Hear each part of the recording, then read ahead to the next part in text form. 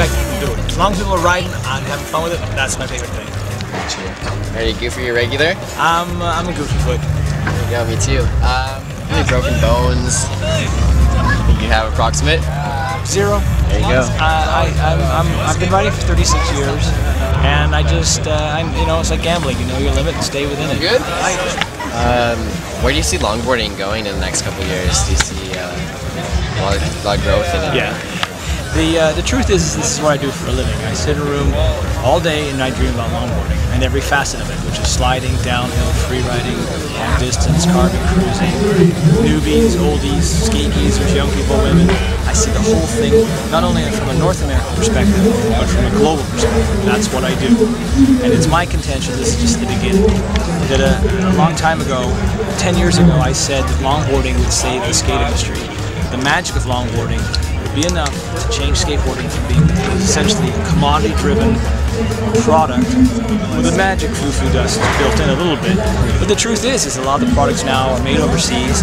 It's really based on price. And the street skate market, while it's enormous, a lot of the people that sell street decks will tell you they don't really make a lot of money selling professional street decks. They make more money selling shop decks and blank decks. So, the street skate market is a bit of a conundrum. It's driven by shoe sales, driven by clothing sales. Most people who look at skateboarding think of Tony Hawk, and they think young kids, they think street skating, and it's not really for them.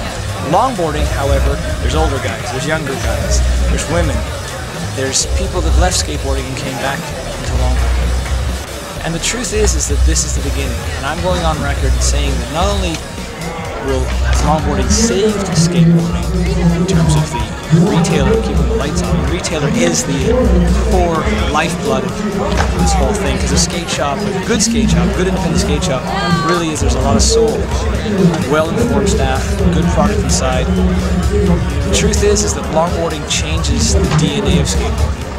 What I mean by that is that when people start to realize that they can skate for life, and that it's not about one big marketing issue of what kind of shoes you have, or if you have the latest shirt from some company, or how much beef jerky you consume, when you realize that it's about the act of riding and what that gives you, people finally wake up from their senses and say, you don't just have to skate a certain way, you can skate in a variety of ways.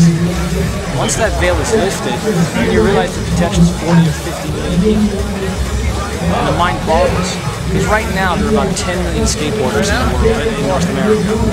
And about a third of them are what I would call core skaters. These guys are the driving force. I'm talking about street skating in general. And there's about 3 million of them, and God bless them, they're great. But growing every day is there are legions of people that just want to skate in a different way. And what's happening is that when people try a longboard, thought it was one thing and they realize it's something else entirely, the word spreads. The marketing of longboards is built into the actual product. Many years ago, people thought this was a complete waste of time and space. And now what they're realizing is that it actually is the most fun you can have, because anybody can do it. This is the elite of the elite. If you want to whip down the hill at 100 kilometers an hour, that's terrific. But you can also just enjoy going from point A to point B. So the mind boggles at how big it can get. Sorry for a long answer there, but that's what it's about. It's the sky is the limit. It changes the DNA of skateboarding. What do you think about Bucsu boards? Bucsu water is the best water here. Here's the deal. I deal with millions and millions of pieces of information each year. I mean, literally, this new companies starting up all the time. And a lot of times, it's a kind of a Me Too thing. Oh, these guys are doing something, we'll just kind of get it. I tend to think that if people are taking the initiative and trying something different, which in the case of Bucsu you are, then that'll sink or swim in the marketplace. I'm not a judge juror. I'm not the executioner. That is really solely dependent on the public. And the problem for a lot of little brands is that A, they can't get that information out to dealers. And so if the dealers don't know about them, then the folks walking in the shop don't know about them, and then nothing gets going. So it's this really weird thing where the dealers will say, well, no one's asking for your product. And you're saying, well, no one's asking for it because we're new. And they're saying, well, if you're new, why don't you promote it? And then it's this vicious circle. If you want to try and promote, in the vast majority of magazines don't care about longboarding.